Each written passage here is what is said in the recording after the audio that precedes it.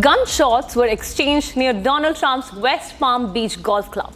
Authorities have arrested 58-year-old Wesley Routh after he allegedly pointed a rifle with a scope into the golf club. Secret Service agents engaged with the suspect after spotting the rifle barrel protruding from a fence. Trump was reportedly 300 to 500 yards away at the time.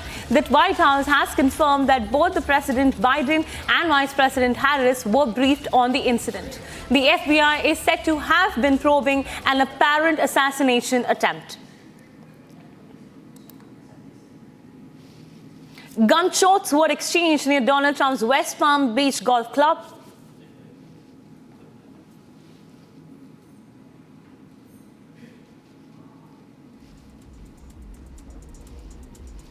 And now let's take a look at the detailed report. In what seems like a second assassination attempt at former US President Donald Trump, gunshots were reported near his vicinity in Florida. The incident happened around 1:30 a.m. EST. The Secret Service says Trump is safe and they're looking into the incident. In the bushes where this guy was is a AK-47 style rifle with a scope, two backpacks which were hung on the fence that had ceramic tile in them, and a GoPro which he was going to take pictures of. So those are being processed right now. The Secret Service agent that was on the course did a fantastic job. What they do is they have an agent that jumps one hole ahead of time to where the president was at. And he was able to spot this rifle barrel sticking out of the fence. Palm Beach County Sheriff Rick Bradshaw said that the gunman was about 400 yards to 500 yards away from Trump and hiding in shrubbery. FBI says it is investigating what appears to be an attempted assassination attempt of the Republican presidential candidate. We have stopped the vehicle that the FBI, the Secret Service, and the Palm Beach County Sheriff's Office asked all law enforcement to look for. We had the vehicle description, and we had a tag number. We mobilized out on the interstate. Two of my marked units picked up the vehicle. We followed it for a bit. We were able to contain it using some of our bigger vehicles that we use for specialized stops. We got the vehicle stopped. Since then, the FBI and the Secret Service have responded to the scene. It does appear that we certainly have the vehicle. Palm Beach County Sheriff's Office says that Trump was at the golf court when the gunshots were fired. The FBI has assumed the role as the lead federal law enforcement agency in the investigation of the incident that occurred earlier today at Trump International Golf Course here in West Palm Beach, Florida. We've deployed a number of resources, including the investigative teams, crisis response team members, bomb technicians, and evidence response team members as well. What we need right now is for the public to avoid the area around the golf course. We will continue to support this investigation with the full resources of the FBI, alongside our partners with the United States Secret Service and the Palm Beach Sheriff's Office, as well as Martin County Sheriff's Office and state and local law enforcement. Officials say that the person fled in an SUV and was later apprehended in a nearby county by local law enforcement. I'm here because our prosecutors are currently working up warrants and a motion for pretrial detention for the suspect. In that way, he will be kept in custody. But our filing of these warrants and charges at the state level does not preclude federal charges that could be coming. But in the meantime, it looks like the warrants and the pretrial detention motion will happen first. Donald Trump Jr. said that the law enforcement has recovered an AK-47. Shortly after the incident, Donald Trump issued a statement. According to the officials, Trump said that he is safe and well. Former President Donald Trump is safe and unharmed following a protective incident shortly before 2 p.m. on Sunday at Trump International Golf Club at West Palm Beach. The U.S. Secret Service personnel opened fire on a gunman located near the property line, and this matter is under investigation. Vice President Kamala Harris took her social media platform to condemn the attack on Trump and said that violence has no place in America.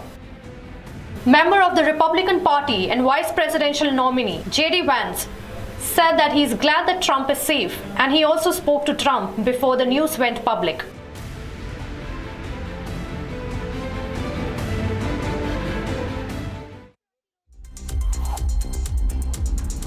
Viewers, we are joined live by my colleague Gautam from the newsroom. Good morning, Gautam. Could you help us understand the timeline? And in terms of the investigation, are there any details about the suspect at this point? Well, a very good morning to you, Priyanka. When it comes to this incident, it has really sent shockwaves across the U.S. A second assassination attempt on Donald Trump 60 days after a first one. So this is definitely a cause of concern for the Republicans. The investigation, as far as we know, the suspect who has been detained has been identified as Wesley Routh. He's a builder in Florida working. He has also, as per reports in local media in the US, he has criticized Donald Trump multiple times on his campaign on social media platforms like Twitter, formerly Twitter, now X. This suspect, Wesley Routh, is the person who was hiding in the bushes and pointing an AK-47 modified version with a scope at Donald Trump and fired bullets at him. He's the guy who was spotted by the Secret Service agent who was skipping one hole ahead of where Trump was playing in order to identify and clamp down on security threats. Wesley Routh, a 58-year-old man from Florida, has been building shelter homes has been building shelter homes in Florida, and now he was the one who absconded from the Trump International Golf Course in Florida, and he was the one who was apprehended by the police officials in a nearby county. Officials, as per local media reports citing officials, it says that he was upset with the Trump campaign. He was upset with Trump's campaign, which is why he also, made this assassination attempt. He was suspectedly 500 to 600 yards away from where Trump was, and that's when he fired these bullets in Trump's vicinity. And following this happening, he was absconding, he was running away when information was passed to a nearby county that this suspect, Wesley Routh, was spotted in a nearby county, following which he was arrested by the law enforcement officials. The second part of this probe is that, as we heard the officials stating, the Federal Bureau of Investigation, the FBI, will be the lead federal agency which is probing the case of a second assassination attempt on Donald Trump. Back to you in the studio, Priyanka. Gautam, I'll request you to just stay on the line. We're just getting a breaking news that following the incident of the firing at Donald Trump's Florida golf club, President Joe Biden has expressed relief that the former President Donald Trump was unharmed. Biden commended the Secret Service and law enforcement for the swift response. The president has emphasized that there is no place for political violence in the country and assured that the Secret Service will have all necessary resources to ensure Trump's continued safety as the investigation into the incident continues. Following the incident of the firing, President Joe Biden has expressed relief that the former President Donald Trump is unharmed. Biden has commended the Secret Service and the law enforcement for their swift response. Gautam? Yes, Priyanka, thank you very much. As we know that President Biden and Vice President Kamala Harris have both condemned the incident.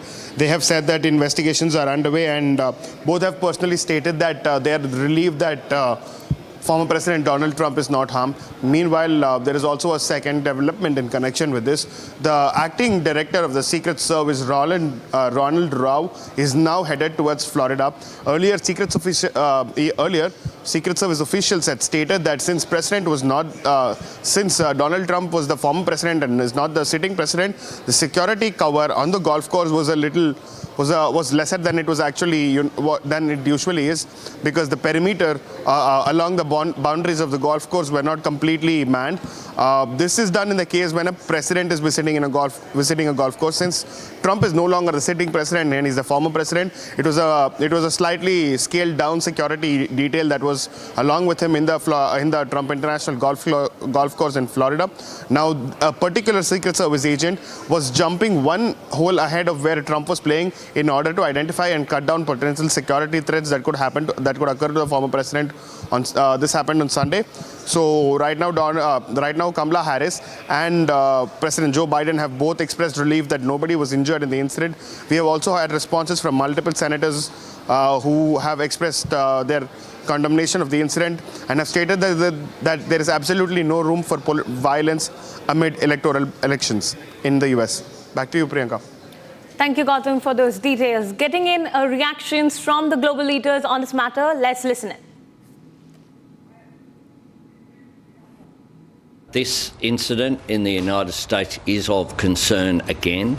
It is good that President Trump has said that he is safe and that the incident, the details of which are still coming out, so it's not quite clear all of those details. But what is clear is that President Trump is safe. That is a good thing.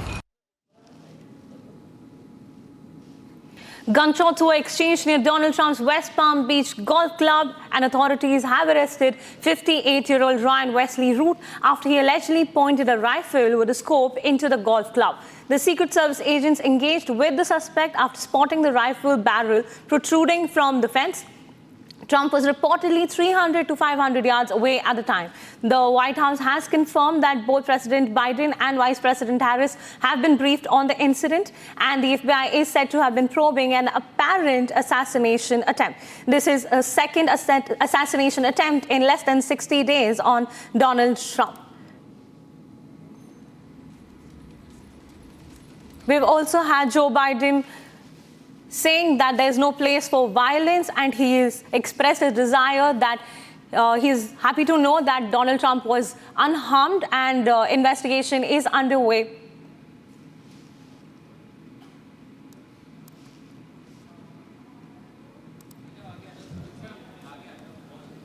All right, joining us on the broadcast is Anang Mittal. He's communication strategist. He's joining us live from Washington, D.C. Mr. Mittal, appreciate you joining us on the broadcast. Speaking about this assassination attempt on Donald Trump, the very fact that this is a second assassination attempt in 2 months, and this shooter that's been identified was just 400 to 5 meters away from Trump when he tried to fire shots. Do you think this is somewhere a failure on part of the Secret Service or even the FBI that's been probing deeper assassination plot to target Donald Trump? Hi, thank you for having me on. Yeah, I think there's definitely a lot of blame to go around. I think responsibility has to be taken. The previous Secret Service director had to resign after the first assassination attempt, and 2 assassination attempts in 2 months is really too much. This is a direct assault on America's elections, America's form of democracy. That political violence is becoming normalized. There's maybe blame to go around on both sides, but that's a political issue. This is more of a responsibility issue on the behalf of the FBI, the Secret Service, and the sheriff's offices, the local police offices, and they all have to figure out how to do their jobs better. I do believe usually, and again, a lot of these details about how candidates and VIPs are protected aren't given out, but generally they have personal details with them, 3 or 4 guys, maybe more, especially for high-profile people. They have also have armed police with them, traveling with them, and it seems like I have to correct one thing. It seems that the sheriff's office in the local area said that they were not covering all points of the golf course, and it was not the Secret Service that said they were not at fault. It was actually the sheriff's office that said, we can't cover everything, and because he's not the candidate. So I think there's some blame to go around there. The governor of Florida has just announced that he's going to conduct a separate investigation into the assassination attempt from his side. The FBI is going to be involved because this is a federal crime. Any assassination attempt on a former president is a federal crime. And so there's going to be a lot of coordination and probably a lot of blame to go around. There'll be some politicization of this, but I think if we want to have a proper election season, a proper campaign effort that doesn't involve violence, I think these kind of things have to be tamped down on both sides, and a proper investigation is required, and people have to resign. They don't, and maybe some people have to be fired as well, because this is a dereliction of protection for a very high profile ex-president. Right, Mr. Mittal, reports also indicate that the suspect is said to be associated with a Democrat. In fact, it's even being said that he was posting anti-Trump posts and he was trying to raise funds for Ukraine. In your view, what do you think could be the motive behind this assassination attempt on Donald Trump? Well, to be honest, anybody who thinks about assassinating a former president or anybody in government is most likely mentally unstable. So I would hesitate to add a political dynamic to their motivations. Generally, these people are mentally, unstable and sort of have issues that are beyond politics. And what happens with a lot of mentally unstable folks is sadly they glom onto politics and so they sort of use it as a vehicle to act out their crazy fantasies. But yes. It has been observed that he has been posting very anti-Trump things, and to be honest, I was in the Senate in 2017 when a crazed gunman opened fire on the Republicans who were playing baseball, and actually it resulted in one of the congressmen being hit, and so this kind of rhetoric just has to stop. The Democrats have been using this rhetoric that Donald Trump is a unique threat to democracy. This crazy person repeated some of that language, repeated some of those campaign talking points. So it's very obvious that, calling people who are your legitimate opponents in a political system, in a political campaign, in an election, calling them threats to democracy and calling them, sort of these very extreme charged names is not going to be helpful. And again, I think both sides are to blame. But I think in this case, again, we've had 2 assassination attempts in 2 months. So there has to be some reckoning from the Democrats. They have to examine the rhetoric they're using, while at the same time accusing Republicans of destroying democracy or being fascistic, the typical very extreme language that they use. Right. Thank you, Samiksha and Mr. Mittal, for those details. We'd request you to stay. We also wanted to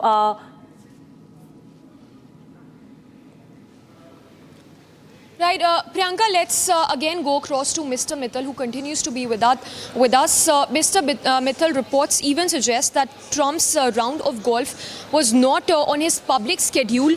So is there a possibility that this could be very much an insider's job, given that this was not on his schedule, that the very fact that he was on the golf course at the Palm Beach in Florida when this assassination attempt happened?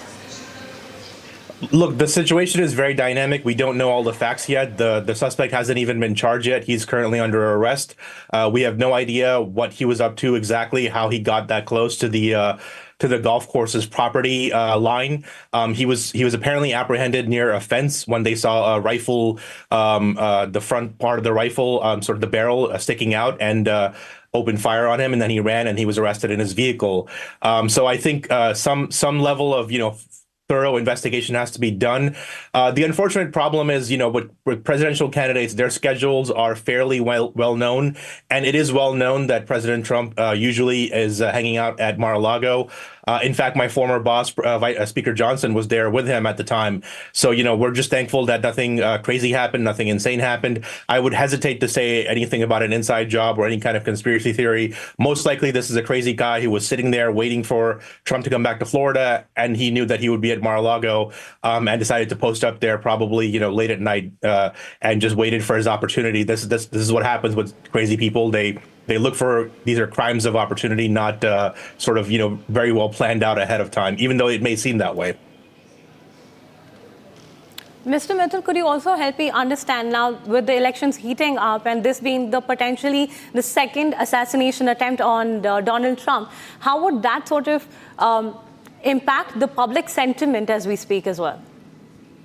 Well, there's no doubt that there's going to be an impact, a large wave of sympathy, as there was with the first assassination attempt. And I think two assassination attempts within 2 months is definitely going to create a large a wave of sympathy for President Trump. Again, the situation is fluid, but already hearing that this may help him in the so-called Rust Belt states in the Midwest, where his rhetoric, J.D. Vance is from Ohio, so his rhetoric is playing very well there. His campaign is doing very well there. And so so, that kind of sympathy vote may end up helping him win in some of these key swing states where people may decide to give him the sympathy vote versus President Harris. And so, this is the unfortunate problem with situations like these that happen in campaigns. Your people may not like one guy or the other guy, but then sympathy, these kind of disasters happen or sympathy waves happen, and they actually help propel a candidate across the finish line, 3-4 points, something like that, tends to happen. Right, Mr. Mittal, and the very fact that the security for Donald Trump has increased manifold since the last assassination attempt, do you think that, again, coming back to the same point, of course, do you think there is somewhere a failure on part of the Secret Service as well? Of course, the Secret Service personnel, the security guard did a brilliant job in spotting the gunman, the assassin. But do you think that there was lack of, a proper security that could have been observed, given that this assassin was spotted just 400 to 500 meters close to Donald Trump? Oh, absolutely. I think there's going to be huge fallout from this from congressional and Senate leaders. They're going to demand investigations. And usually in situations like this, because we commend the folks on the ground who did their job very well. And I think President Biden said that as well. But, the way these things go is responsibility travels up. And so the resignations have to happen from the people at the top. So whoever is in command of the Secret Service, they have to be held accountable. And in fact, a lot of the blame will, because this is a campaign cycle, the rhetoric is heated. Eventually, a lot of that blame will also go towards President Biden. Why didn't he increase the security even more? Because like I said, one is a mistake, two is a complete failure, right? You can say maybe, all right, they weren't prepared for the first one, but the second one, it's a complete, like I said, congressional leaders, Republicans and Democrats will ask for resignations of the high-level political appointees and, in fact, probably some of the deputies as well. We'll see how the hearings go. Probably the next couple of months alongside the election cycle will be occupied with asking for accountability from the Secret Service and the FBI. But as I said, the makeup of the actual security on the ground is not known. That will be known in these hearings, and they may decide to do closed secretive hearings as well, because sometimes you don't want people, the general public, to know how exactly somebody is being protected, how many officers are on the scene, how many armed people are on the scene. So these kind of things are always a little bit, like I said, hard to figure out, and like I said, it will involve a lot of political rhetoric. People will be blaming each side, and those kind of things will go on. But hopefully we get a good result out of that, and these things don't occur. This is actually pretty shocking, because the last time a proper assassination attempt happened was probably in the 1970s with Gerald Ford, where he was attacked by a member of the Manson family. Right. Mr. Anang Mittal, appreciate you joining us on the broadcast. So that was Mr. Mittal joining us live.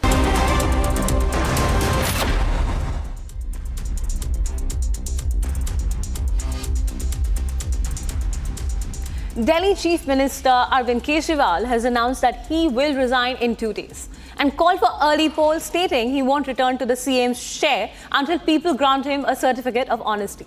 Released on bail in the Liquorgate case, Kejriwal plans to hold a meeting with the AAP MLAs to choose his successor. With names like his wife Sunita and ministers Atashi and Gopal Rai being considered, the BJP criticized his announcement as a PR exercise and drama, while Kejriwal vowed to reassume leadership only when the public affirms his integrity.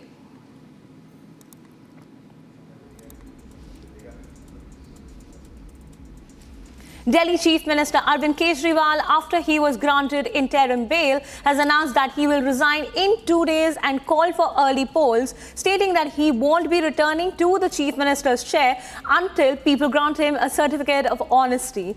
He was released on bail in the Liquorgate case last week, and Kejriwal also plans to hold a meeting with the AAP MLAs to choose his successor, with names like his wife Sunita Kejriwal and ministers Atashi and Gopal Rai, their names being tossed into the ring for the CM's post. The BJP has criticized this announcement as a PR exercise and termed it as drama, while Kejriwal has vowed to reassume leadership only when the public affirms his integrity.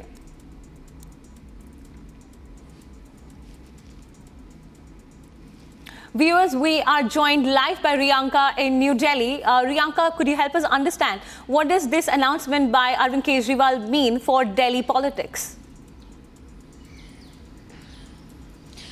That's right, bringing in shockwaves for the people as well as for the Delhiite in specific. Arvind Kejriwal has in fact decided and announced that he will be resigning by tomorrow. This announcement was made yesterday, and when he said that he will be resigning in 48 hours, and in the time of these 2 days, a new chief minister will be decided by the top leaders of the Delhi government. Now, Kejriwal said that he is resigning post coming out of the jail after the ruling of the Supreme Court. He said that he is doing so as he wants a verdict by the people. He said that he will be going house to house, meeting the people of the national capital, and then he will await for the verdict of the people. Also, remember, the Delhi polls are slated to happen next year in the month of February, and to that Arvind Kejriwal has also demanded that the polls be held in the month of November itself, this very year, along with the elections in Jharkhand and Maharashtra. So we have to see whether there will be elections, whether there will be a call which will be made for early polls in the national capital. But for now, the latest details that we have is that Kejriwal is all set to resign by tomorrow, and a new chief minister will be decided and will be taking his position. He also mentioned the fact that Manish Sisodia will also not be holding any post in the Delhi government till there is a verdict and a mandate by the people. On the other hand, this move by Arvind Kejriwal drew sharp criticism from the Bharatiya Janata Party that claimed that why wait 48 hours? Why not resign that very minute? Why did Kejriwal not resign when he was put in jail? So BJP is currently calling it a sympathy gaining move. The BJP also terms it to be as a PR stunt drama done by Arvind Kejriwal at this point in time. Remember, the BJP has been asking for Kejriwal's resignation since the start of this very case of the excise policy, and now Kejriwal finally announcing his resignation. We still have to wait and watch the big suspicion as to who will be taking over the position of Kejriwal, who will be the chief minister, and will there be a call for early polls for the national capitals or not. Thank you, Riyanka, for those details on Arvind Kejriwal's latest announcement. Home Minister Amit Shah is scheduled to address 3 rallies in the Chenab Valley today, marking the final day of campaigning for the first phase of the Jammu and Kashmir Assembly elections. Shah will be speaking at Ramban, Kishtwar and Padar. The first phase, set for September 18th, will cover 24 assembly segments in the Chenab Valley districts of Doda, Kishtwar and Ramban, and South Kashmir's Anantnag, Pulwama, Kulgam and Shopian.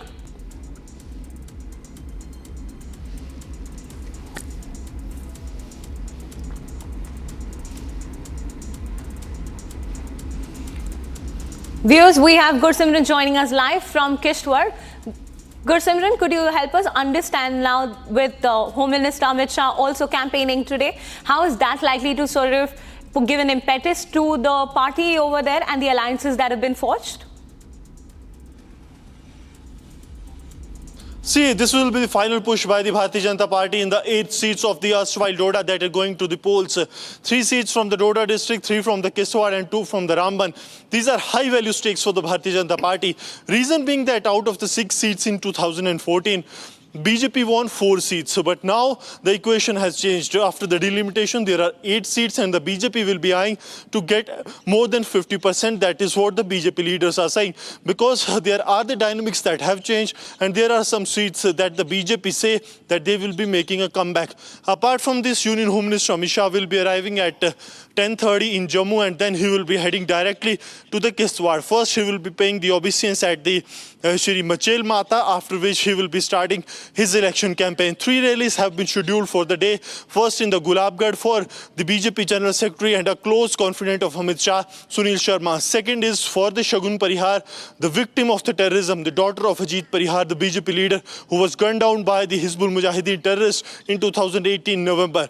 The third rally will be for the BJP candidate from the Ramban district, Rakesh Thakur, where the BJP is facing an infighting, where one of their vice president from the district, he has gone rebel and is contesting against the BJP's own candidate. There Amit Shah will also be addressing the rally. So final push being given by the Amit Shah ahead of the first phase of the election that will be held on 18th of September. And this is going to have a very important impact, because here the BJP, what they feel that the Amit Shah's rally is going to have an impact that will be garnering them votes, that will be shifting a major chunk of votes towards the BJP. This vote is mainly the vote that is unhappy with the local leadership, but they respect the national leadership of the BJP, and that's why the decision was taken that the Prime Minister Narendra Modi will be in the Doda, Amit Shah will be in the Kishtwar, there two rallies in the Kishtwar only, and then in the Ramban. So in the last leg of the elections for the first phase, Amit Shah is going all throttle against the opposition today, holding back-to-back 3 rallies in the erstwhile Doda district. Thank you, Gursimran, for those details. As the J&K Assembly elections inch closer, the campaigning is in full swing, with even Amit Shah campaigning today. An extensive anti-terror operation is underway in the Bani area of Kathua after reports of terrorist activity surfaced. The situation has intensified this morning when suspected militants clashed with the joint security forces. Here's a full story. Take a look. With just days to go until the J&K elections, forces at the border have intensified their crackdown on terrorists. In Kathua, an ongoing anti-terror operation has escalated in the Bani area. Reports indicate that suspected terrorists from the Jaish-e-Mohammed group have engaged in gunfire with joint security forces. After Kishtwar and the Poonch encounter, now another encounter broke out in the Bani area of the Kathua district. Today, after getting the specific intelligence input, the SOG Bani launched an anti-terror operation, after which they established the contact, and for roughly 30 minutes there was a heavy exchange of fire with the hiding terrorists. Though taking the advantage of the dense fog in the area, the terrorists managed to escape. Now the search operations are on in the area. It's important to mention that this is also a Jaish-e-Mohammed group that has been trapped in the Bani area. The operation is concentrated in the upper Lawang area. Security personnel are currently involved in a fierce gunfight with 2 to 3 terrorists believed to be trapped. Searches and security operations are in full swing as authorities work to neutralize the threat. This comes on the heels of Baramulla encounter, where the forces successfully neutralized 3 terrorists. With the landmark elections in Jammu and Kashmir just 3 days away, Indian troops remain on high alert. Former principal of RG Corps Sandeep Ghosh and Tala Police Station SHO Abhijit Mondal's CBI custody has been extended till the 17th of September. The CBI lens is now on Abhijit Mondal over de-election of duty. Take a look at this detailed report. After the arrest of Sandeep Ghosh and Abhijit Mondal in the RG Corps rape and murder case, the CBI has now got the extension of their custody. They will now stay in CBI's custody till September 17th. The CBI has hinted at a bigger conspiracy in the case. Sources told Republic TV that the CBI lens is now on Tala Police Station SHO's phone records. SHO Abhijit Mondal was arrested over a delay in filing the FIR and for missing evidence in the case. CBI suspects orders from above to the SHO. According to sources, the call records of Abhijit on 9th does not match his statement. CBI sources indicate that there is a record of talking to the Commissioner of the Police himself several times that day. There were also differences between his account and that of the hospital staff and other witnesses in recounting the events from the morning. Overall, CBI claims willful dereliction of duty and indirectly helped to mislead the investigation. However, the students' protest is yet to see an impasse. Prime Minister Narendra Modi is set to address nearly 100,000 BJP workers at an event in Ahmedabad, marking his first visit to Gujarat since his term began in June. During his visit, Modi will inaugurate the 4th edition of the Global Renewable Energy Investors Meet and Expo at the Mahatma Mandir and the second phase of the metro train service connecting Ahmedabad with Gandhinagar.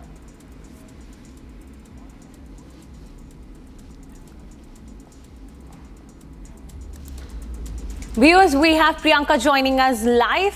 Priyanka, could you tell us what is the environment going to be like? Because this is the first visit by Prime Minister Modi in Gujarat after the third term that he has assumed. Well, that's right.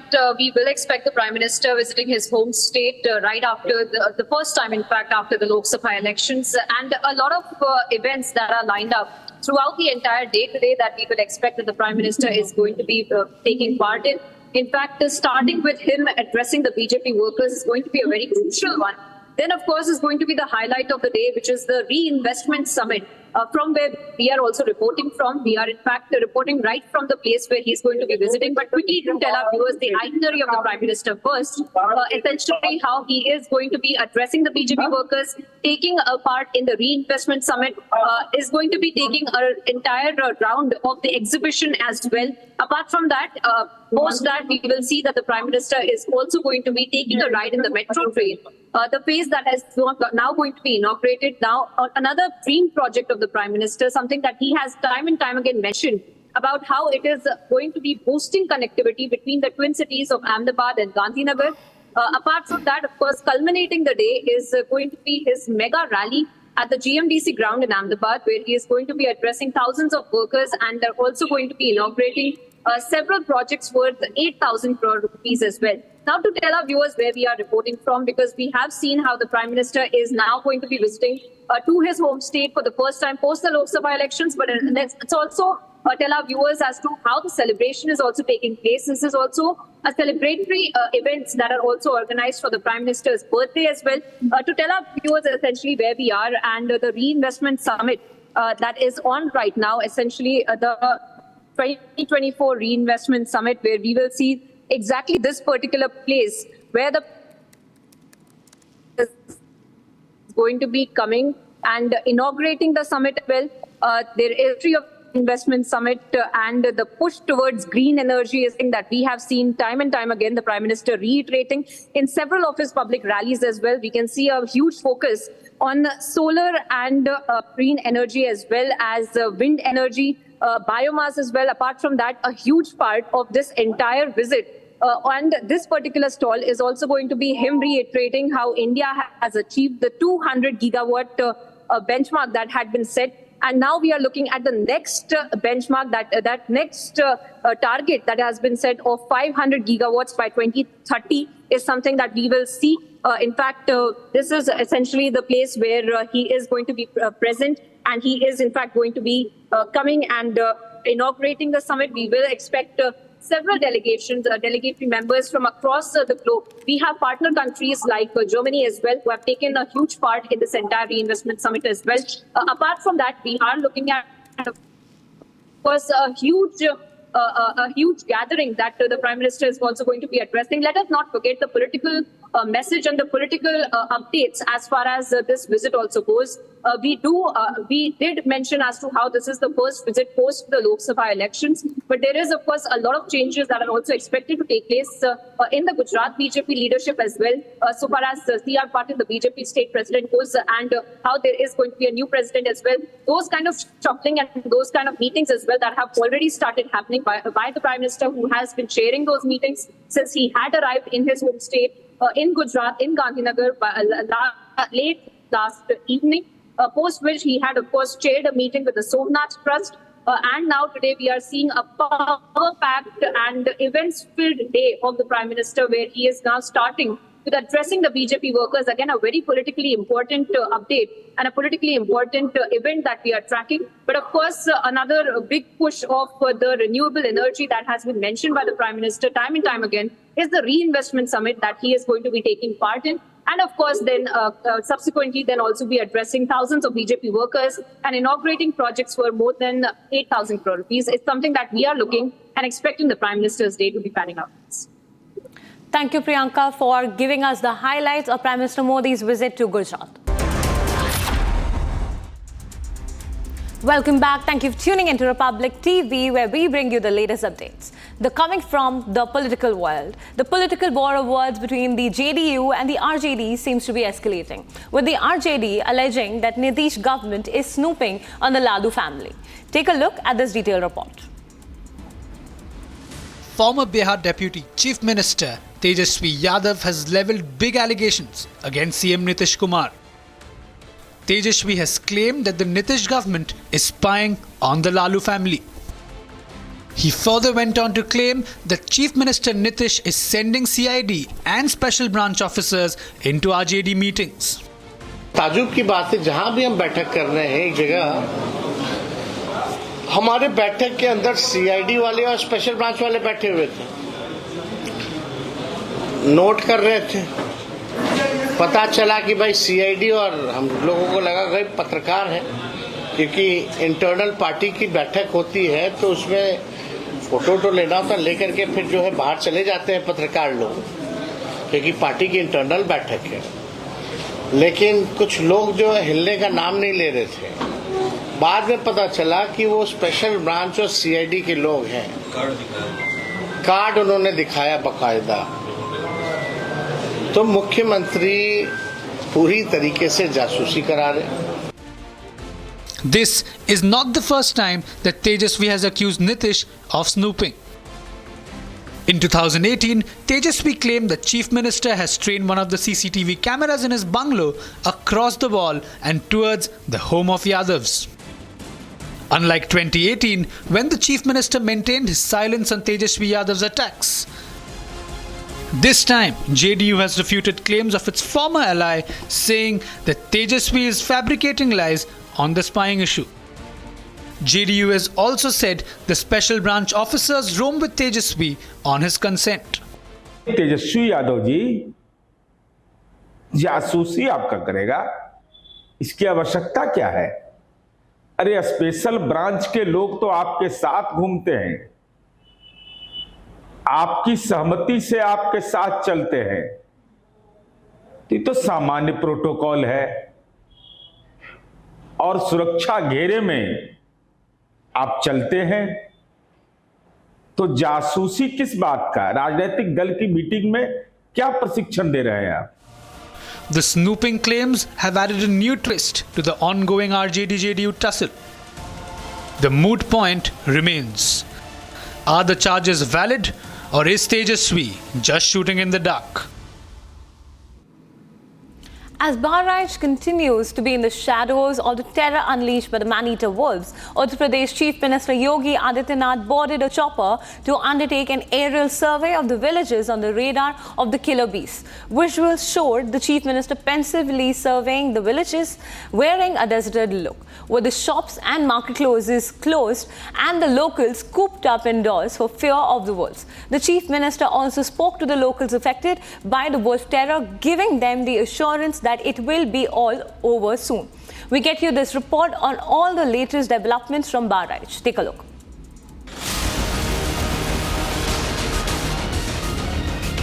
As fear of the killer wolves continue to stalk villages across Bahraich, Chief Minister Yogi Adityanath visited Ground Zero, giving locals confidence that their anxious days will be over soon. Visuals showed Chief Minister Yogi boarding a chopper and undertaking a survey of the villages that have been targeted by the wolves and the lush vegetation where the remaining man-eaters are believed to be lurking.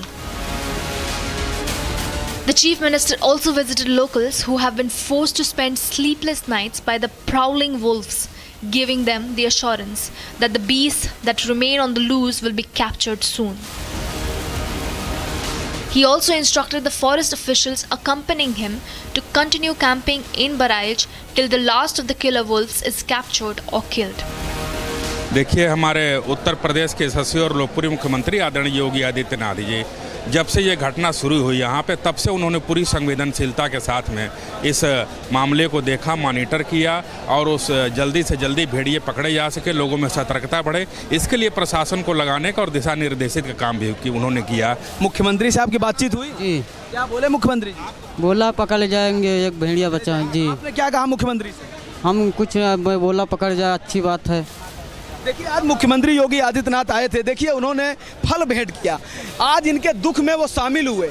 ये देखिए इसमें वस्त्र और कुछ और भी चीज़ें हैं, सामग्री हैं, जिसको मुख्यमंत्री योगी आदित्यनाथ ने भेंट किया और इनके दुख में शामिल हुए।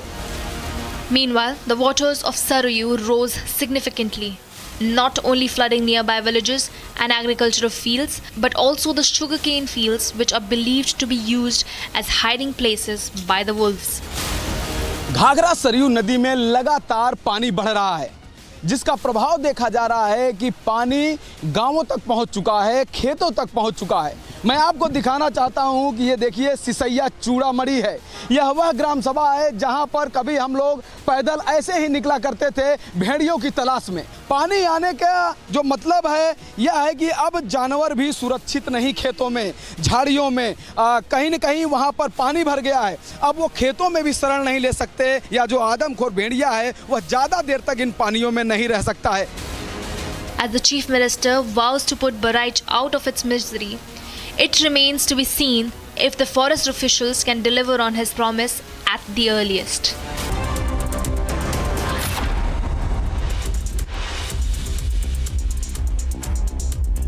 Alright, viewers, let's go ahead right now to the big story coming in. Gunshots were exchanged near Donald Trump's West Palm Beach Golf Club, leading to the arrest of 58-year-old Wesley Routh, who allegedly aimed a scoped rifle into the club. Secret Service agents intervened after spotting the rifle barrel protruding from a fence, while Trump reportedly was 300 to 500 yards away. The White House confirmed that President Biden and Vice President Harris were briefed on this incident. Following the event, Biden expressed relief that Trump was unharmed, praised the Secret Service and law enforcement for their quick response, and underscored that political violence has no place in this country, assuring that Trump's safety will be prioritized. Now, as you can see, viewers, 9 weeks after the first assassination bid where a bullet grazed Donald Trump's ear, he survived that. We see one more assassination attempt. Now, Donald Trump was playing golf in his Florida mansion when the U.S. Secret Service noticed the muzzle of a gun sticking through the shrubbery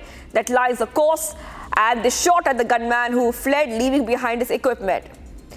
And we know that this gunman has been arrested.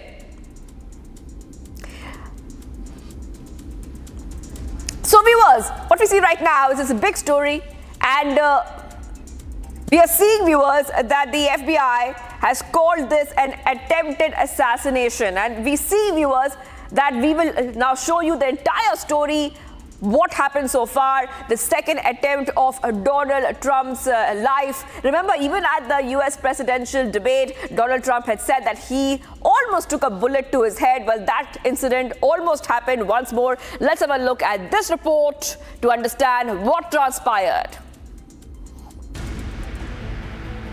In what seems like a second assassination attempt at former US President Donald Trump, gunshots were reported near his vicinity in Florida. The incident happened around 1:30 a.m. EST. The Secret Service says Trump is safe and they're looking into the incident. In the bushes where this guy was is a AK-47 style rifle with a scope, 2 backpacks which were hung on the fence that had ceramic tile in them, and a GoPro, which he was going to take pictures of. So those are being processed right now. The Secret Service agent that was on the course did a fantastic job. What they do is they have an agent that jumps one hole ahead of time to where the president was at. And he was able to spot this rifle barrel sticking out of the fence. Palm Beach County Sheriff Rick Bradshaw said that the gunman was about 400 yards to 500 yards away from Trump and hiding in shrubbery. FBI says it is investigating what appears to be an attempted assassination attempt of the Republican presidential candidate.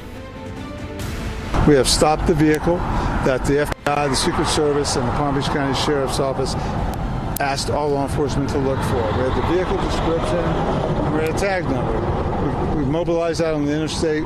Two of my marked units picked up the vehicle. We followed it for a bit. We were able to contain it using some of our bigger vehicles that we use for specialized stops. We got the vehicle stopped. Since then, the FBI and the Secret Service have responded to the scene. It does appear that we certainly have the vehicle. Palm Beach County Sheriff's Office says that Trump was at the golf court when the gunshots were fired. The FBI has assumed the role as the lead federal law enforcement agency in the investigation of the incident that occurred earlier today at Trump International Golf Course here in West Palm Beach, Florida. We've deployed a number of resources, including investigative teams, crisis response team members, bomb technicians, and evidence response team members as well. What we need right now is for the public to avoid the area around the golf course. We will continue to support this investigation with the full resources of the FBI, alongside our partners with the United States Secret Service and the Palm Beach Sheriff's Office, as well as Martin County Sheriff's Office and state and local law enforcement. Officials say that the person fled in an SUV and was later apprehended in a nearby county by local law enforcement. I'm here because our prosecutors are currently working up warrants and a motion for pretrial detention for the suspect. In that way, he will be kept in custody. But our filing of these warrants and charges at the state level does not preclude federal charges that could be coming. But in the meantime, it looks like the warrants and the pretrial detention motion will happen first. Donald Trump Jr. said that the law enforcement has recovered an AK-47. Shortly after the incident, Donald Trump issued a statement.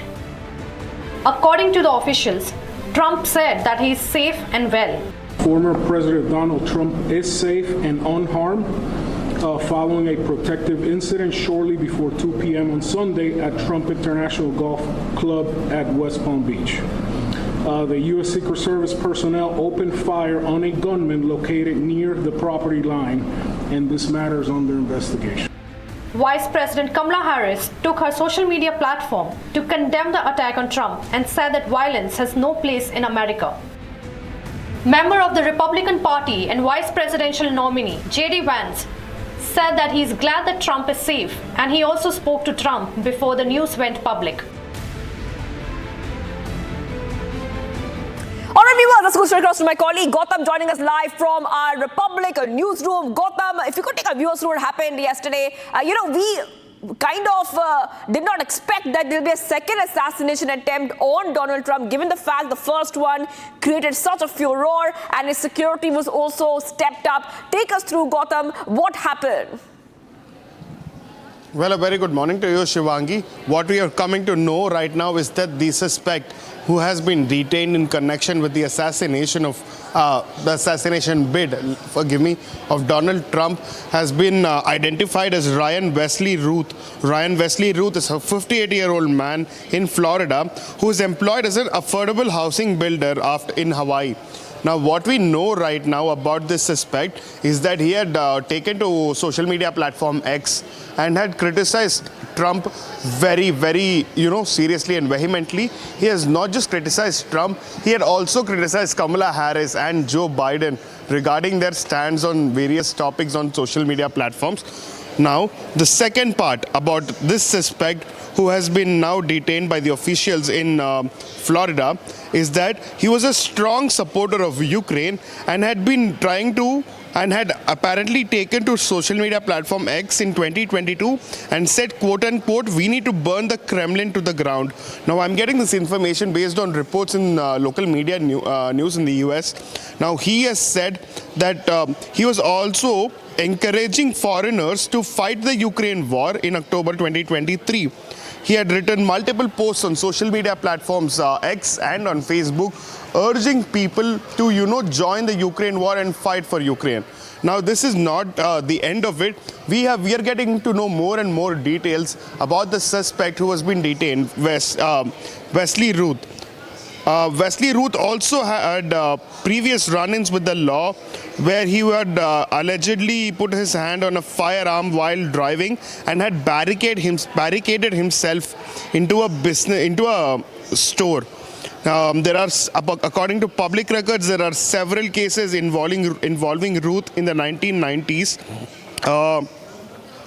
Where there have been, very, very frivolous cases where he has tried to push for settlements.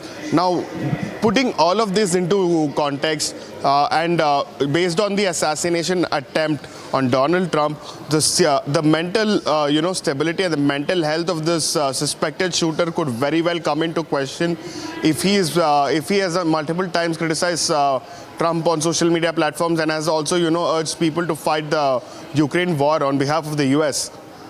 Right, thank you, Gautam. I'll come back to you because right now we'll show our viewers exactly what happened and the entire sequence of events which took place. So we'll play out those graphics for our viewers.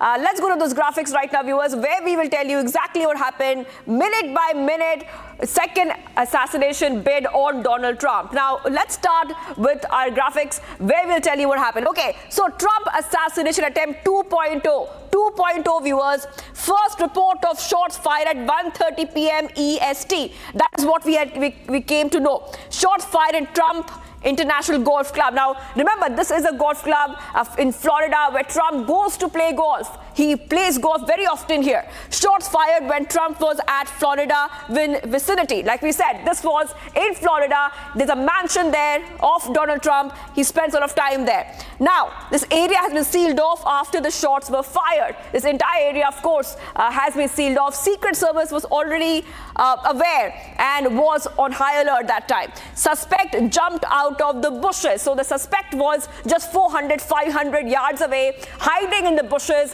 when he was spotted. The suspect jumped into a black Nissan, viewers. The suspect tried to run away, but later he was caught. The witness has reported cars and license plate. So the witness has already has seen the car, what the car looked like, the plate of that car. Suspect pulled over at I-95. And of course, the suspect right now has already been caught right now. There was very fast movement by the Secret Service. Suspect taken into custody by the authorities. The suspect is already in custody. Like Gautam was telling us a short while back that the suspect is being taken into custody. The investigation is on. And the suspect has been identified by the witness. Trump assassination attempt 2.0. We'll of course play out some more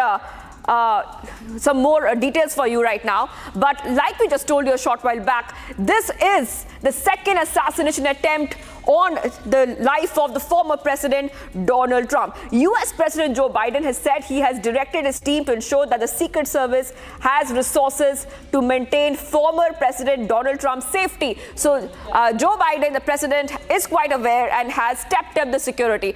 I want to go across to our guest joining us right now on Republic TV. Let's go to Purnima Nath, geopolitical analyst, joining us live. Thank you for joining us, Ms. Purnima Nath. We are glad you're joining us here because our viewers really want to know what really happened. The first time that assassination bid took place, the Trump security was stepped up. So it is coming as such a very big surprise right now, Ms. Nath, that a second assassination attempt was on Donald Trump's life. If you could take our viewers through what really happened and how did this situation come to head in the first place?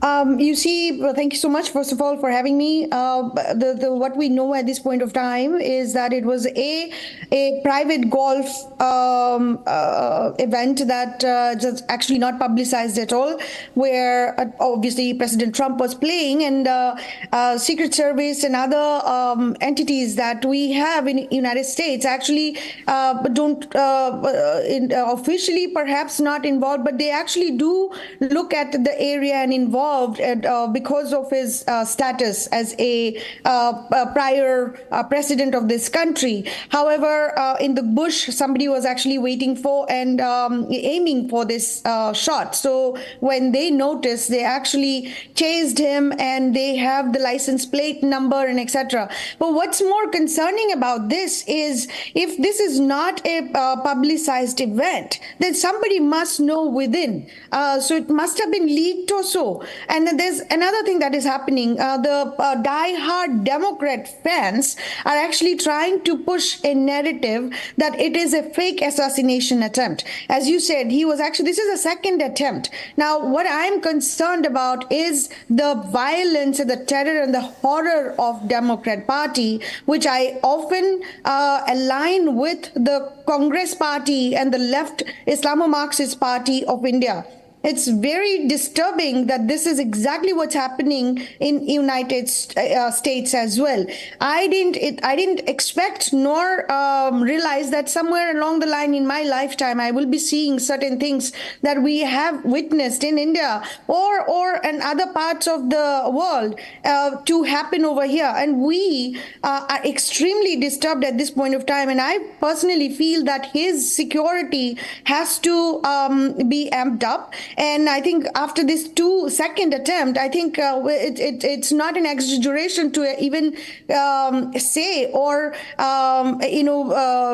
connect a couple of dots saying that the Democrats are extremely violent and dangerous at this point of time, and they're actually desperate to take him on, remove him from the presidential candidate position in order to install their own. And I think that is where things are going down too. And I'm quite disturbed at this point of time. And I think our country needs to heal when the Democrat Party, that their top politicians come to the forefront and say the violence doesn't belong in America. What we have seen in the past, whether it's 2020 BLM Antifa riot or even Kamala Harris going out there actually raising funds for the rioters and the rapists and you name it. It's just quite fascinating how the political landscape has changed in America.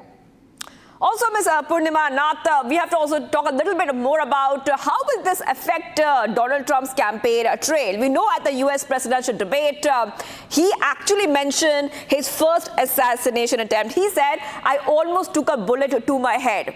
He's used this a couple of times. If you could take our viewers through, what you feel will change now after the second assassination attempt on Donald Trump in terms of his campaign, his rallies, and his prospects. Well, first of all, if such kind of attacks happens, the first reaction of a candidate or any person actually is to hide. What we saw in the first assassination attempt for Donald Trump was absolutely opposite. He actually stood up and said, "Fight, fight, fight," with the fist up in the air. It actually energized his base as well. And one innocent Trump supporter had to take the bullet. And obviously it was aimed at him. Now, what question comes towards that, why the shooter was not even taken off before that assassination attempt actually happened. So we still don't know exactly what happened. I mean, I'm pretty sure the investigation is going, and I'm pretty sure that hopefully United States is going to be able to communicate to the people of America as well as the world actually what really happened here from a Secret Service perspective, from an FBI perspective. Now, from a second assassination attempt, you mentioned that Donald Trump used the phrase that he almost took a bullet. There is no lie in it. Could you please tell me what is the lie that he told in this particular sentence? And if I was me, I would use probably 50 times. So I would say it is right for him to tell this is the truth to the people. So why shying down? Or at the same time that the people, leftists are out in the open, armed leftists are trying to take him on. And then normal people, you won't even expect these people to be so violent. They have such an angst, such an hate against the Republican Party, against President Donald Trump, against conservatives at this point of time. I am a conservative as a brown Hindu Indian American. I take the flag all the time. That how can I be a Republican, on top of it President Donald Trump supporter, and in America as an immigrant? And then I have to tell them, look, this is a particular person who was a billionaire already before he became a politician, and he is not a career politician. He actually lost his worth after he came into the politics. So he's actually not there in order to grow his wealth. You take everybody, whether it's Obama, whether it's a Kamala Harris, whether it's a Biden, Clinton, you take name one after another, you will see all of them actually raise their wealth after they came to politics. His case is different. So to answer your question, this is concerning to me as a supporter, as an Indian American, as an American in this soil today. Whether he uses this phrase twice, thrice, 50 times, I think this is the truth that needs to be spoken to maximum number of people at this point of time. Well, thank you so much for joining us, Ms. Purnima Nath, geopolitical analyst, for joining us here on Republic TV, helping our viewers understand this story from different perspectives. Thank you so much, Ms. Purnima Nath. We have to move ahead right now, viewers, to some of the other stories we are tracking. We still put our focus on international stories. Thousands of Tunisians marched against the current serving president as the presidential campaign season officially begins. The demonstrators slapped the current government and the president to worsening the state of the country. Here is the full report on this big global development. Ahead of the Tunisian election, thousands of demonstrators, politicians and human rights groups took to the streets to protest against the president for failing the economy and in many important fronts. Politicians, including a former assembly member, Samia Abo, took part in the protest. هل يمكن لقيس سعيد أن يواصل بإدارة الدولة بعد اللي شفناه من قيس سعيد على مستوى التسيير، على مستوى الإدارة، على مستوى السلطة، على مستوى المؤسسات، على مستوى القضاء، على مستوى الأمن، على مستوى الأسعار، على مستوى العلاقات الخارجية، على مستوى الهجرة النظامية، على جميع المستويات. Along with other demonstrators, she slammed the country's economic and political problems that grouped together in increasing prices of staple items. The concern also includes civil liberties and rights. Demonstrators are worried that under Said's rule, as journalists, activists, civil society figures, and political opponents were arrested for protesting against him.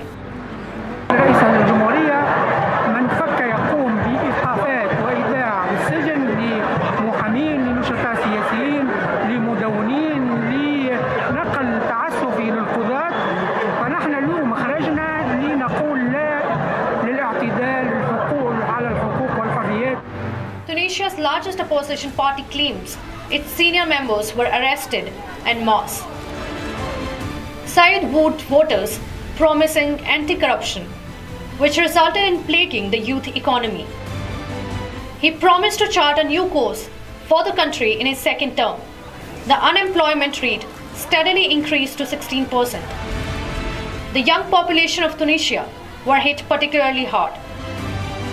This is not the first time that the country is holding a massive demonstration against a president.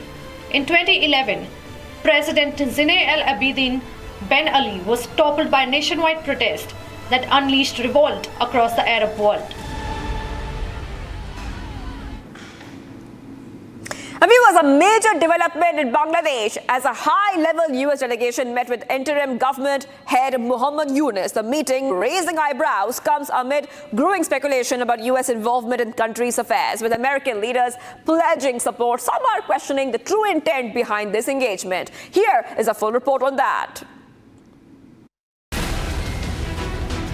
A high-level United States delegation met the head of Bangladesh's interim government, Nobel laureate Muhammad Yunus. According to the American Embassy in Dhaka, this meeting comes to affirm the dedication to fostering inclusive economic growth. Earlier, Republic Editor-in-Chief Arnab Goswami had hinted how Muhammad Yunus might be a possible pawn of the American deep state. In fact, Yunus has been seen with many top leaders from the Democratic camp in the United States. Yunus on Sunday said he sought United States support to rebuild the country, carry out vital reforms and bring back stolen assets. The meeting was attended by key faces of America's diplomatic apparatus. Among the big names were Brent Neyman, Assistant Secretary for International Finance at the US Department of Treasury, and Donald Lu, Assistant Secretary of State for South and Central Asian Affairs. They met with several officials in Dhaka, including Tawhid Hussain, the country's advisor to the Ministry of Foreign Affairs. The United States aid also signed an agreement to provide $202.25 million in aid to Bangladesh. Some questions are now looming large. The same United States that did not approve of Bangladesh's democratic processes. The same United States that has its eyes on St. Martin's Island in Bangladesh. Why is that same United States now playing the card of inclusive economic growth? The main question, does this come under the garb of high-level US deep state involvement in Bangladesh's internal affairs?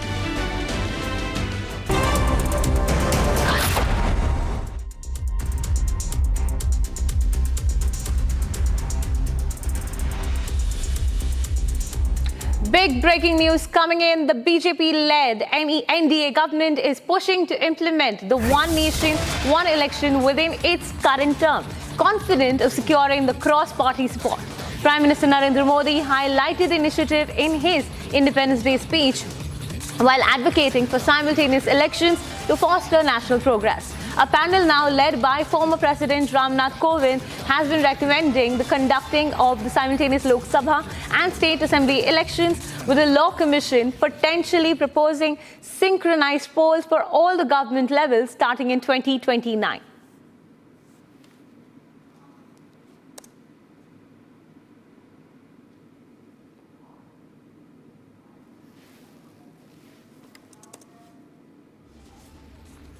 A big breaking news coming in. The One Nation, One Election is being considered, and a committee has been set up to be led by former President Ramnath Kovind.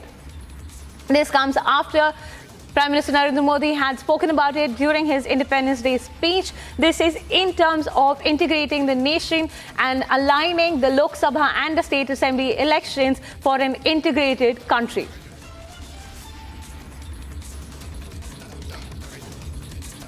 It could be a reality soon, but the timeline and the expected dates for the approval are yet to come in. More details are still being awaited.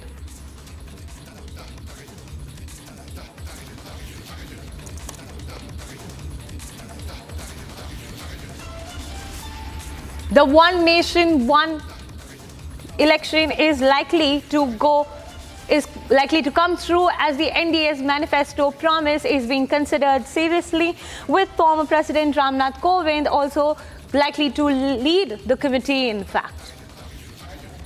This is in line to align with the Lok Sabha and the State Assembly elections in the country and bringing a unified country together, even in terms of the elections. Viewers, we have Riyanka joining us live from Delhi. Riyanka, could you help us understand the proposed timeline that we can expect?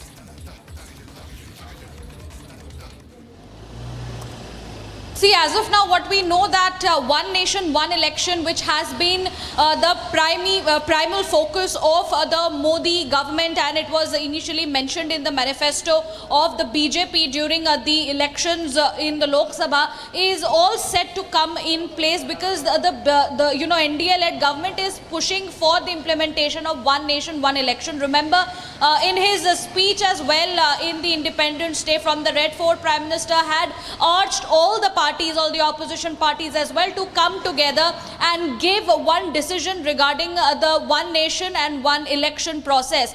It is being seen by the panel, which is led by former President Mr. Ramnath Kovind, The fact that it is a cumbersome in nature, it halts the development work when there are several elections that are being held over, in a span of 3 to 4 months. We are seeing that just after the culmination of Lok Sabha elections, then we have the assembly elections coming up in Haryana and Jammu and Kashmir, and after a few months, after that, we have the elections in Jharkhand and Maharashtra. To curtail elections that happen on and on after a few months, which halts the development work, which has been found out by the panel. The government is pushing for one nation, one election. Remember, what we are also getting to know, the fact that it is the promise which was made by Modi government, and it will come to power in Modi's term itself. That is what the NDA government has been pushing for. We have to wait and see as to when this very one nation, one election comes in power, as it gets a green signal from all the parties, because there is a necessity required in terms of getting a yes from all the parties, a green flag from all the parties to get this thing rolling. But a timeline which has been set, it can begin from 2029 if everything is synchronized, if the Law Commission potentially proposes the synchronized polls for all the government level, which means that the Lok Sabha elections as well as the assembly elections in the state will be held together, which is why it is seen that from the year 2029... Thank you, Riyanka, coming in with... We'll get back to you shortly. Thank you for those details on the one nation, one election. But the big breaking news coming in that gunshots were exchanged near Donald Trump's West Palm Beach Golf Club, leading to the arrest of the 58-year-old Ryan Wesley Routh, who allegedly aimed a scoped rifle into the club. Now, Secret Service agents have intervened after spotting the rifle barrel, which is protruding from a fence, which was reportedly just 300 to 500 yards away.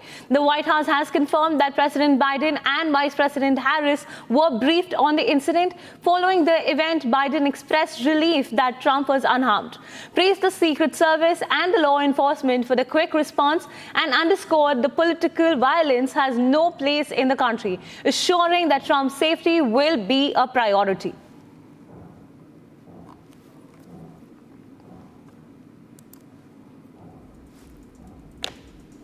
Viewers, we are joined by Utsav Chakraborty. He was a geopolitical analyst. Mr. Chakraborty, a very good morning, firstly, from India. I would like to understand now, with this second attempt on Donald Trump, it seems to sort of signal a security failure from the U.S. side. So how would that maybe dent the image of U.S., the brand U.S. image? Is that likely to be affected as well on the global stage? Yes, this is a big concern within the US about the way in which two attempts could be made, and two really close attempts. The first one actually hit President Trump, and the second one obviously just a few yards away, and he already was able to fire a few shots at him.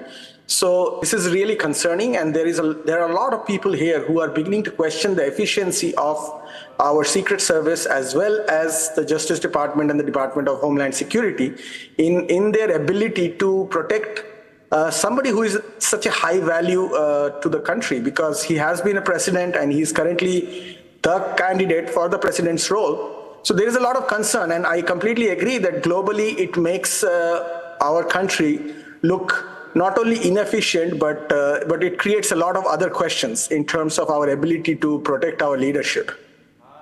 Mr. Chakraborty, also now that we have sort of affirmed that there was a security failure in some sense, what are the measures that are likely to be taken from the security point of view?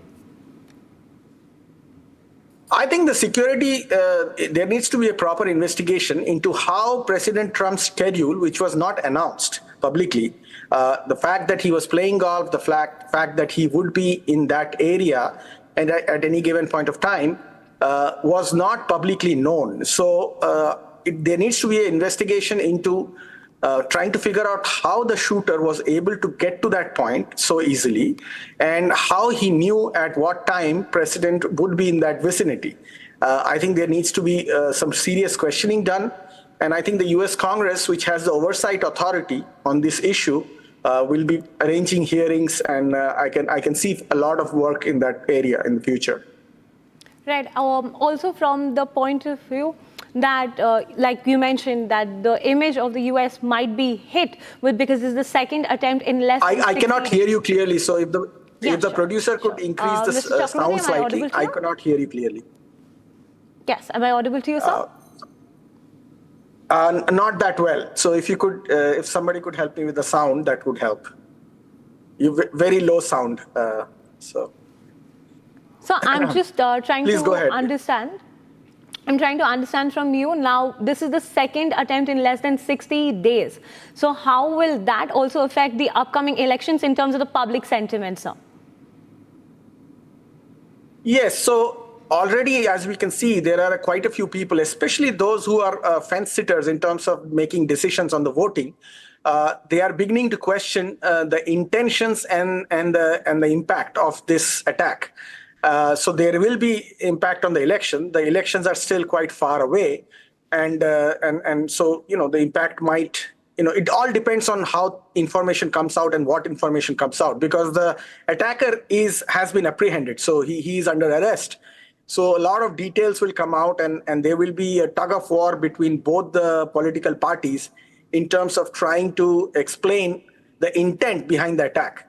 But I do believe that this certainly provides a lot of impetus to the narrative that President Trump is up against a system that is not purely intent on protecting everybody. So that theory will get more strength, and there will be more and more people who will probably have sympathy for former President Trump in this situation. Thank you, Ms. Chakraborty, for joining us live and sharing your insights. They've been very, very helpful. Thank you so much for joining us, sir. Appreciate it. The big story that's coming in from the US is that a second attempt was made a second assassination attempt was made on Donald Trump on Sunday. The suspect has been apprehended. Joe Biden and Kamala Harris have both issued statements that they are happy that he's unharmed, Donald Trump is unharmed, and they are definitely looking into the investigations very closely. They're tracking it as well, very detailed, as are we.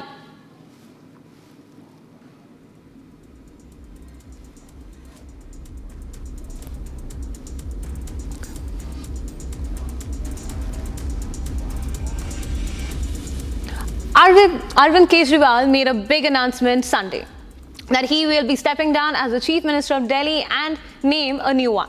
While the BJP has called Kejriwal's move a mere gimmick, the big question is what's in Kejriwal's mind for preponing the polls, and who will he name the Delhi Chief Minister now?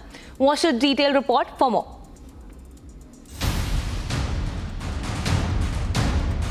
Out on bail after 6 months, Delhi Chief Minister Arvind Kejriwal made the headline of the day when he announced his resignation. 2 दिन के बाद, आज से 2 दिन के बाद मैं CM की कुर्सी से इस्तीफा देने जा रहा हूं, और मैं तब तक सीएम की कुर्सी पे नहीं बैठूंगा जब तक जनता अपना फैसला ना सुना दे। मैं जनता के बीच में जाऊंगा, गली गली में जाऊंगा, घर घर में जाऊंगा, और जब तक जनता अपना फैसला ना सुना दे कि केजरीवाल ईमानदार है, तब तक मैं सीएम की कुर्सी के ऊपर नहीं बैठूंगा। Kejriwal also sought early elections in November. BJP meanwhile saw red in Kejriwal's resignation, calling the announcement a mere gimmick. BJP also questioned why does the chief minister need 48 hours to resign. बाहर आए हैं तो jail में रह के तो आपने इस्तीफे की बात की नहीं, बाहर आके इस्तीफा देने की बात क्यों हो रही है? और ये 48 घंटे बाद की बात क्या है? ये 48 घंटे में क्या क्या सेटल करना है? भारत के इतिहास में कोई ऐसा उदाहरण नहीं होगा कि मुख्यमंत्री के ऊपर यह प्रतिबंध हो, उसके बाद भी 48 घंटे किस चीज के लिए चाहिए? सरकारी काम तो कर नहीं सकते? जब एक नई नवेली पार्टी चुनाव जीती और वो दिल्ली के मुख्यमंत्री बने, उन्होंने मुख्यमंत्री पद से सिर्फ इसलिए इस्तीफा दे दिया क्योंकि वो भ्रष्टाचार के खिलाफ कानून नहीं ला पाए जो वादा करके आए थे वो दिल्ली के लोगों का। अगर अरविंद केजरीवाल जी एक चीज है जो बर्दाश्त नहीं कर सकते हैं, वो है भ्रष्टाचार। Why does he need another 48 hours? क्या उनकी पार्टी में सत्ता के मुंह को लेकर किसी प्रकार का दंगल चल रहा है क्या? और ये जो निर्णय है उनका, ये नैतिकता के आधार पर नहीं है, ये एक राजनीतिक स्वांग है। अगर नैतिकता इसका आधार होता तो 177 दिन पहले उन्होंने इस्तीफा दे दिया होता। पूरी दुनिया के इतिहास में इकलौता ऐसा मुख्यमंत्री है जो अपनी मुख्यमंत्री की कुर्सी पे इस्तीफा देके कह रहा है कि अगर मैं ईमानदार हूं तो मुझे वोट देना, वरना मुझे वोट मत देना। ये बहुत बड़ी बात है। Social activist Anna Hazare also spoke on Kejriwal's decision. वो टाइम बार बार मैं कह रहा था कि राजनीति में नहीं जाना, समाज सेवा ये अपने जीवन में आनंद देती है, आनंद में डूबे रहा हूँ, लेकिन उसके दिल में नहीं लगा, कोई बात आई नहीं। और आज जो होना था हो गया। Meanwhile, as the names of Kejriwal's wife Sunita and Delhi ministers Atishi and Gopal Rai as his probable replacement are doing the rounds, the big question remains: who will Kejriwal decide on to be his successor? Home Minister Amit Shah is scheduled to address 3 rallies in the Chenab Valley today, marking the final day of campaigning for the first phase of Jammu and Kashmir Assembly elections. Shah will be speaking at Ramban, Kishtwar and Padar. The first phase, set for September 18th, will cover 24 assembly segments in the Chenab Valley districts of Doda, Kishtwar and Ramban, and South Kashmir's Anantnag, Pulwama, Kulgam and Shopian.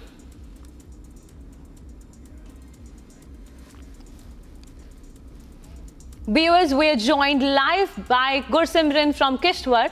Gursimran, could you help us understand the day's event of Amit Shah while he's being the star campaigner in the J&K elections today? See, BJP is giving a full push to its election campaign in Jammu and Kashmir as Union Home Minister Amit Shah will be holding 3 mega rallies in the Kishtwar and the Ramban district today. The first rally will be at the Padar Nagseni Assembly constituency, from where a close confidant of Amit Shah and also a senior BJP leader and the General Secretary Sunil Sharma candidate. While the second rally, Amit Shah will be in the Kishtwar town, wherein he will be addressing the rally in favor of BJP candidate Shagun Parihar. Shagun Parihar is daughter of Ajit Parihar, the BJP leader who was brutally killed by the Hizbul Mujahideen terrorists in 2018, and this time, the BJP has stood firm with the victim of terrorism, sending a loud and clear message that the end of the terrorism is the BJP's message that they want to convey. Now, what we are also picking up from the sources that after the third rally, Union Home Minister will also be holding meetings with the BJP leader. The third rally is in the favor of BJP candidate from Ramban, Rakesh Thakur. It will be roughly around 4:35 in the evening when Amit Shah will be addressing the third poll rally. So it is going to be back-to-back rallies by the Union Home Minister in the Kishtwar and the Ramban district as BJP goes all out against the opposition, as today is the last day of the campaigning and the voting will take place 18th, that is a day after tomorrow. The voting will take place in the Doda, Kishtwar and Ramban, where the 8 seats are going to the poll. A total of 24 seats, but the BJP is mainly focusing on these 8 seats so that they can win a major chunk. Because in 2014, the BJP won 4 out of the 6 seats. Now after delimitation, there are 8 seats. So BJP wants to repeat that vote percentage which they managed. Somewhere, they want to touch the 66%, 70% victory in all these seats. So here also BJP eyeing 5 to 6 seats, but it has to be seen how things pan out, because on the other side it is the grand alliance that the National Conference has formed.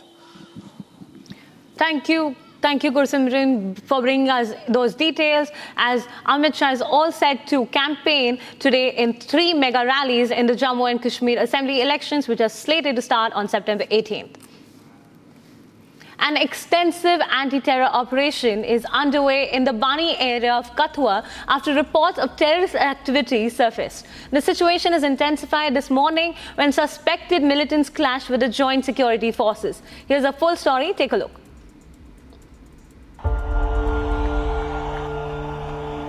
With just days to go until the J&K elections, Forces at the border have intensified their crackdown on terrorists. In Kathua, an ongoing anti-terror operation has escalated in the Bani area. Reports indicate that suspected terrorists from the Jaish-e-Mohammed group have engaged in gunfire with joint security forces. After Kishtwar and the Poonch encounter, now another encounter broke out in the Bani area of the Kathua district.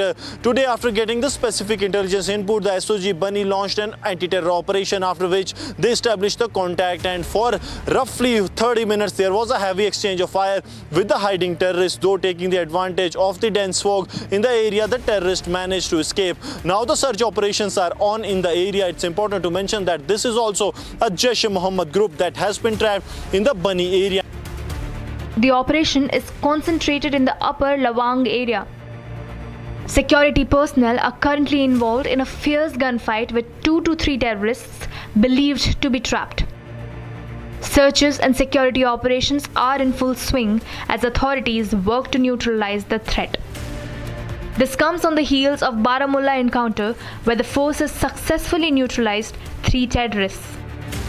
With the landmark elections in Jammu and Kashmir just 3 days away, Indian troops remain on high alert.